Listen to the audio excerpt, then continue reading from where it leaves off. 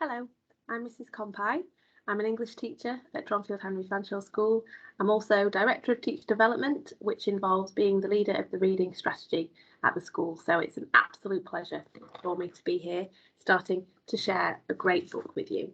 It's called Moonrise. It's written by a writer called Sarah Crossan, and she has written a lot of books. So if you enjoy this reading, I would encourage you to go and have a look at the wealth of fantastic books we have in our fantastic LRC.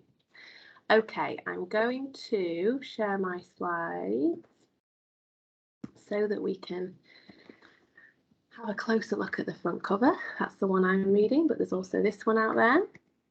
And this is the blurb, okay? They think I hurt someone, but I didn't, you hear? Because people are going to be telling you all kinds of lies. I need you to know the truth. Joe hasn't seen his brother for 10 years, and it's for the most brutal of reasons.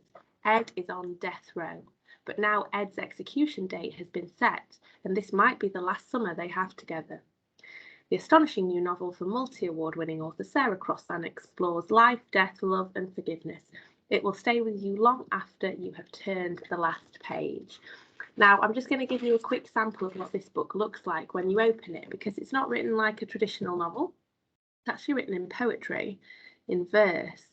So I'm going to read the first couple of pages whilst you look at them, and then I'll just put the front cover back up and you can relax into it. Okay, the first call. The green phone on the wall in the hall hardly ever rang. Anyone who wanted to speak to Mum called her cell. Same with Angela. I listened to the jangle for a few seconds before picking it up. Hello? Joe? It was Ed. He hadn't been in touch for weeks. I'd started to worry, wondered if he was ever coming home. Is Angela there? He asked. He was breathing fast, as though someone were chasing him. In the background, hard voices, a door slamming. Angela's at soccer practice, I said. And Mum? No idea. Hey, Ed, I found a baseball glove at the park. Will you be back soon to play? Ed sighed heavily. I don't know, Joe. Oh. I picked at some peeling paint on the wall. Another sigh from my big brother. I got arrested, Joe. They think I'd done something real bad. I pressed the receiver tight against my ear. What do they think you've done? They think I hurt someone, but I didn't, you hear? Yeah. I mean it, you hear me? Because people are going to be telling you all kinds of lies. I need you to know the truth. The front door opened and Mum stormed in carrying a bag of groceries for my sister to conjure into dinner. The police got Ed, I shouted. I held out the phone. She snatched it from me, dropping the bag. A tangerine rolled across the rug.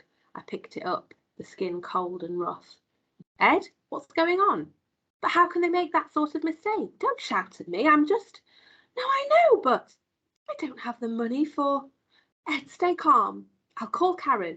I said I'll call Karen. Stop shouting at me. Ed, for Christ's sake. I'm just not able to. Ed? Ed? She held the phone away from her ear and scowled like it had bitten her. The cops are charging him with murder, she said. I was 7. I didn't know what that meant. Did he owe someone money? We hadn't any cash to pay the electricity bill. My sneakers were so small, they made the tips of my toes white. Can I call him back? I asked. The tangerine was still in my hand. I wanted to throw it in Mum's face and hurt her. No, she said, and don't expect to speak to him for a long time. I didn't believe her. I thought Ed would call. I thought he'd come home, but he never did. Slum landlord. Aunt Karen told me not to come here. She said Ed didn't deserve an entourage after the pain he'd caused our family. Even after 10 long years, she blames him for everything. She points to Ed and says, see what he did to us? And maybe she's right. Everything turned bad when Ed got put away and nothing worked anymore, so maybe this is a stupid idea. I'm already pining for home. Staten Island, anything that isn't Wakeling, Texas in the broiling heat. It's not as if I want to be here, checking out some slummy apartment, but I can't afford to keep staying at the Wakeling Motor Stop Motel, not for the whole time I'm in Texas anyway. $600 for the month, the landlord croaks, coughing up something wet and spitting it into a Kleenex. Judging by the dishes in the sink, the apartment hasn't been lived in for months, and he'd be lucky to get a dime for this hole. Cockroaches in the closets, rodents in the kitchen. I need it until mid-August. I'll give you $400, I say. He snorts. 500 cash. And I can tell by the way he's backing out of the apartment that it's as low as he'll go. Well, I guess he's the one with the keys. He can afford to play hardball. If I find out you've been selling weed, I'll send my men round. You don't want to meet my men. But his men don't bother me. I've got bigger worries than getting bashed in with a baseball bat by his hired goons. I've got Ed to worry about. Ed. So here I am, stuck. And it's going to be the worst time of my life. The worst time of everyone's lives. For those who get to live. Texts. In the parking lot of my motel, a gang of bikers are slugging booze from paper bags, hellfire rock music filling up the lot. As I pass them, my cell phone pings in my back pocket. I don't bother checking the message. I know it's Angela pestering me. Where are you? Did you go to the prison? Have you seen Ed? How's Ed? Karen's still annoyed. Ed's new lawyer emailed. He seems smart. Where are you? I have to call my sister, and I will, later. Right now, I'm starving. And I have to get away from this music. Bob's Diner. The diner is all beat up outside, paint crumbling, half the neon sign unlit, and inside it's the same. Broken floor tiles, posters pale and torn, a middle-aged waitress in a pink bowling shirt smiles. Her name, Sue, is embroidered into her front pocket, the back thread unravelling itself, snaking down the shirt like a little vine. You okay, hon? She asks, raising her hand to her mouth, dragging on a cigarette, right there behind the counter, like it's totally normal. A waitress smoking in a restaurant, and it might be around here. I pull out my remaining cash and wave it at her. What would $4 buy me? I say. I guess you could get a bacon roll and a coffee. Would that work, hon? Great, I say, inhaling the tail of her cigarette smoke. She shouts my order through a swing door, turns back to slosh coffee into a stained mug and pushes it across the counter. It's thick and bitter, nothing like you get in New York, but I don't complain. I tear open a Splendor, tip it in to disguise the taste. Any jobs going? I ask. Wait there, hun. Sue vanishes through the swing doors. I grab a muffin in a plastic wrap from a basket on the counter, stuff it into my bag before a man appears. A thick moustache hiding his mouth, a belly that bulges over his waistband. He reaches across the counter, shakes my hand. I'm Bob. I believe you're looking for work. His accent is drawn out and totally Texan. Joe Moon, I say. He nods. I need a delivery guy, someone with a car, because the junker out back won't run, or someone real fast on a bike. The fast person would also need a bike. Oh, I fix cars, I say quickly. If I get it to go, could I have the job? Sue has reappeared, a fresh cigarette limp between her twiggy fingers. She spits bits of tobacco onto the floor. Just so you know, hon, my boyfriend Lenny's good with motors. Even he couldn't get that crap heap to turn over. She uses a sour rag to wipe coffee stains from the tabletop. I could try, I say, not wanting to sound too desperate. Okay, you can try, Bob says. He reaches into the basket and hands me a blueberry muffin.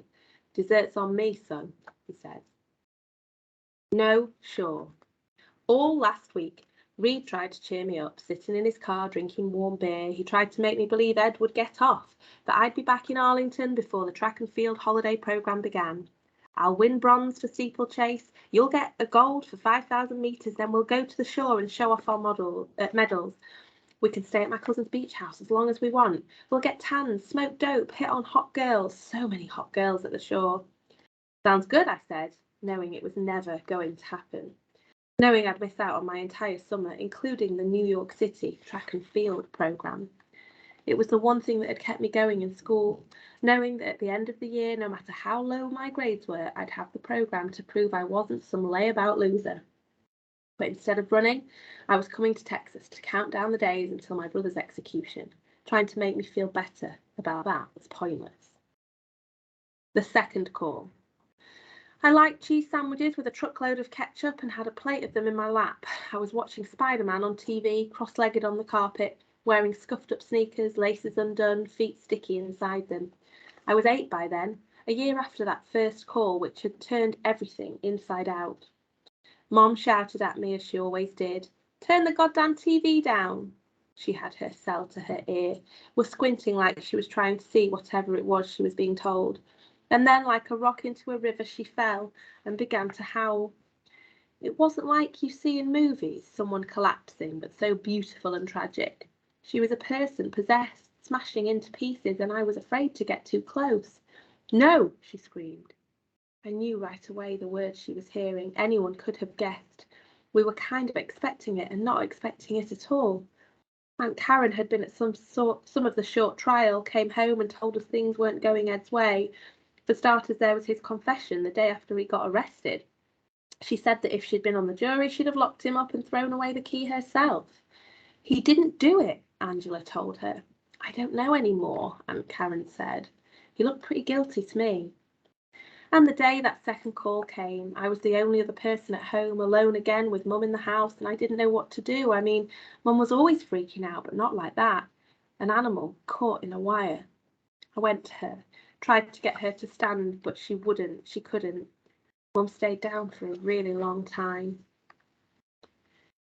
Aunt Karen.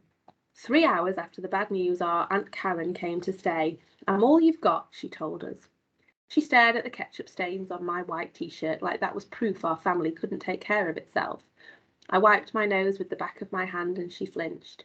We don't have space, Angela explained. Aunt Karen scratched her nose with her thumbnail. I'll take your room. You can share with Joe for a while. Ed's old bed is still in there. Angela stood up as tall as she could. I need my privacy, she said. Yeah, well, Mum mumbled, cradling a gin. But I have exams, Angela tried again. I know you do, Aunt Karen said, and you'll pass them. I won't have you go down the same road as Ed. It didn't matter how hard we stamped our feet. Aunt Karen had made up her mind, and Mum was in no state to argue.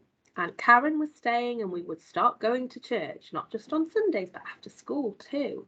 TV was out, and Bible study was in. Karen knew how to save our souls from falling into the darkness that had carried off our brother, and the first part of her plan was to never mention Ed again. How Mum handled it. Mum stopped going out.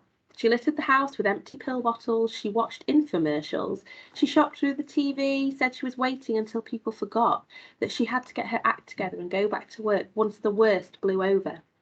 But she never returned to work, and when she finally ventured out, she didn't come back. I'm going to leave it there for the first segment. So I hope it's been enjoyable. I hope it's got you interested, and there'll be more where that came from tomorrow.